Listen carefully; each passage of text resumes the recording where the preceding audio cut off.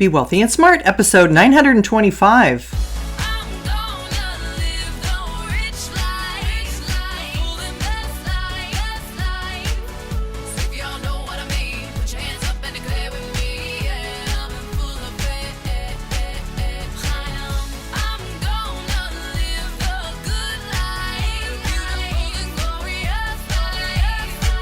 Step into a world of wealth and financial freedom without budgets, boredom, or bosses on Be Wealthy and Smart.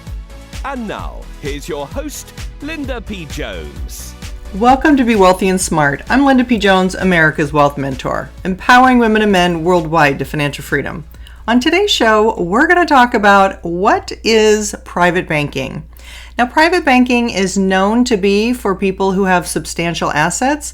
And if you're not in that situation, that's okay, because I'm a big fan of having a wealthy mindset. So this is something you want to be aware of. You want to not close off for yourself, even if it's not something that applies to you today. On the other hand, you may have substantial assets or be expecting substantial assets soon. So this is something that might be in your near future. Either way, I think it's something everybody should be educated about. This article comes to us from The Balance, and it was written by Cassidy Horton. And it says, private banking refers to all the personalized financial services a bank reserves for its high net worth clients. These services include everything from a dedicated account manager and preferred interest rates on accounts to wealth management services and estate planning. Private banking can be a good option for high net worth clients who want to manage their wealth under one roof, but it's not without trade-offs. Find out how it works and explore the pros and cons of private banking now. Private banking consists of exclusive benefits and perks available to wealthy clients at a bank, which may either be a private bank or a private banking division at a large retail bank. High net worth clients can be individuals, business owners, or foundations. The range of services available to them generally include the following. Number one, a dedicated client support team. So that means that you have people who are dedicated just to you, and when you call or you have a problem, you're dealing with the same people all the time instead of whoever answers the phone, which is really nice. And you can develop relationships with these people so they know who you are, what your needs are, what all your background is, and all of that. Number two, personalized banking services. Number three, preferred interest rates on bank accounts and loans. Number four, higher limits on online transfers, payments, and ATM withdrawals. Number five, pricing discounts on foreign currency purchases. Number six, special financing for homes, commercial real estate, art, aircrafts, sports, and events. And I just want to say that a lot of times they have special tickets that they can provide for you and have special outings or special events that you can go to, and they give you tickets. Number seven, customized credit solutions. Number eight, investment management.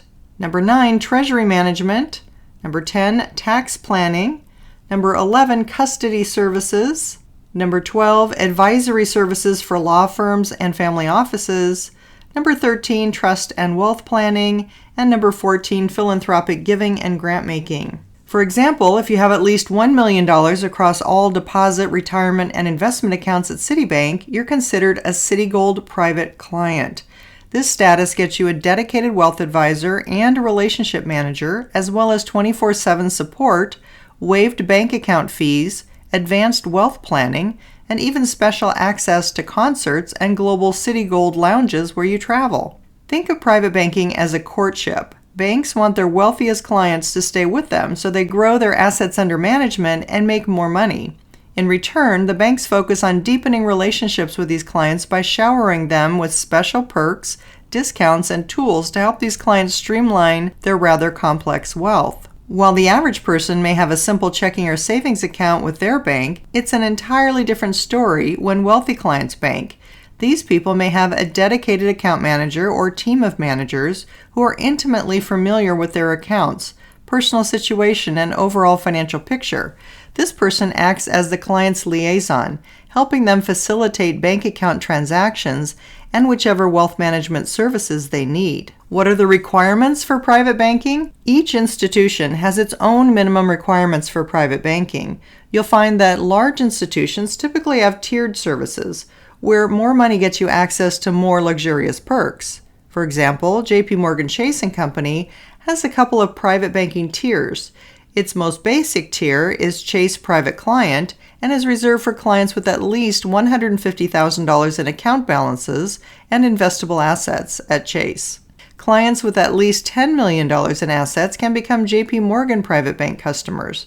Its wealthy clients enjoy custom financial planning, goals-based investing and advice, cross-border wealth advisory, and more. And then there's a little note here that says the 2020 Euromoney Private Banking and Wealth Management Survey named JP Morgan Private Bank as the best private bank for ultra-high net worth clients, those with $30 million to $250 million in assets, and mega high net worth clients, those with more than $250 million in assets. At TD Bank, you need at least $750,000 in investable assets to join the TD Wealth Private Client Group. That's its private banking arm. This gets you access to a local relationship manager, rebates on investment fees, and comprehensive wealth management services to help you plan for the future. What are the pros and cons of private banking? Well, the pros are all your financial services are under one roof, you have a dedicated account manager, and special benefits and perks. The cons are the account managers can come and go, there is a potential to pay higher fees, and you need to watch out for potential conflicts of interest. Here are the pros explained. All your financial services are under one roof with private banking. Your bank becomes a one-stop shop for all your financial needs. And if you already have a team of financial professionals you know and trust, your bank will work with them too. You also have a dedicated account manager, so say goodbye to spending hours on the phone with customer service or chatting with a different teller every time you pop by your local branch. With private banking, you have direct access to an account manager who's intimately familiar with your situation. And special perks and benefits.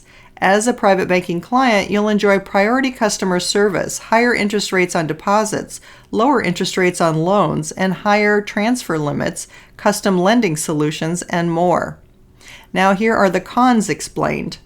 Account managers can come and go. A 2017 study on work-related stress in the banking sector found that employees in the private banking sector have higher levels of stress relative to other sectors. If your account manager decides to leave, you may end up having to choose between getting a new manager at your current bank or following your old one to their new place of employment. Another con is potential for higher fees. You could pay more for private banking services or lose them altogether if you no longer meet the minimum requirements. For example, Chase Private Client charges a $35 monthly fee if your balance dips below $150,000. You could also pay more for wealth management fees, so it's important to shop around before you make any commitments. And another con is watch out for conflicts of interest. At the end of the day, your account manager or assigned advisor is employed by the bank, not you. As such, they may be obligated to push proprietary products or meet certain quotas even if it's not in your best interest. I just want to make a little note here that article I don't think is correct there because it was outlawed years ago that you cannot push proprietary product over non-proprietary, meaning if they have an internal money management account or product, they can't sell that over an outside or other brand of money management product. So they can't favor their own in-house managers. That's illegal and has been for several years. So I'm not quite sure why they said that. That might just be an error on their part. The article goes on to say, if private banking is a whole pie, think of wealth management as a slice of that pie. It makes up a portion of the services offered under a bank's private banking division, but it's not everything.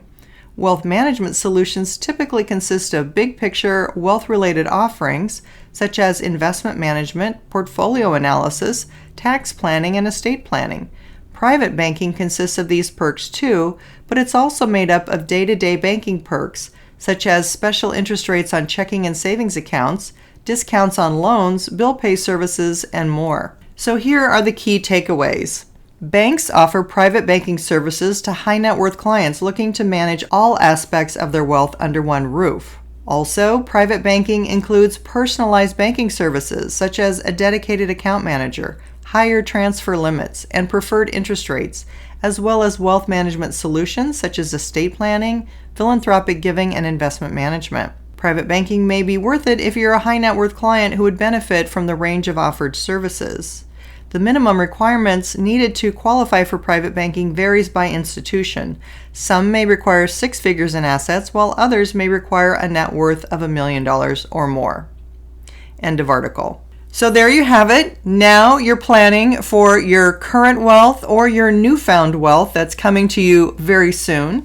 And I want you to be up to date on what private banking is, so that you know what it is you're looking for, what it is you're dealing with, and what expectations you should have. One of the things they didn't mention is special offerings, such as initial public offerings of stock, where you might be able to be included in an IPO, whereas regular retail customers are not usually included in getting shares of an IPO prior to the IPO. So there's lots of potential benefits from working with private banking, and if it's something that falls in the dollar range of your assets today, this is something for you to shop around for and consider. I want to remind you we have our Summer Sizzle Review contest going where you can win one of 35 prizes. I'm giving away 20 of my Wealthy Mindset Blueprint audio sets valued at $197. 10 of my books, You're Already a Wealth Heiress, Now Think and Act Like One, 6 Practical Steps to Make It a Reality Now, and this book is on the list of all-time best wealth books by Book Authority, and men love it too. And 5 people will win one-on-one wealth mentoring sessions with me. All you need to do is leave a podcast review for Be Wealthy and Smart on Apple Podcasts, or if you listen on Android or at another podcast location, go ahead and leave a review there, take a screenshot of it, and email it to me at lpjhome@gmail.com, and I'll enter you into the drawing. Also, if you've read the Wealth Heiress book and leave a book review on Amazon, that gets your name in the drawing 2 times. All the reviews need to be in by September 19th, so that I can announce them on the September 20th podcast. So be sure to mark your calendar to tune in that day and see if you've won. That's all for today. Until next time, live the good life and be wealthy and smart. Thank you for listening to Be Wealthy and Smart with Linda P. Jones. Share the wealth and tell your family and friends about the show. Check out our website, blog, and social media for more riches at www.bewealthyandsmart.com.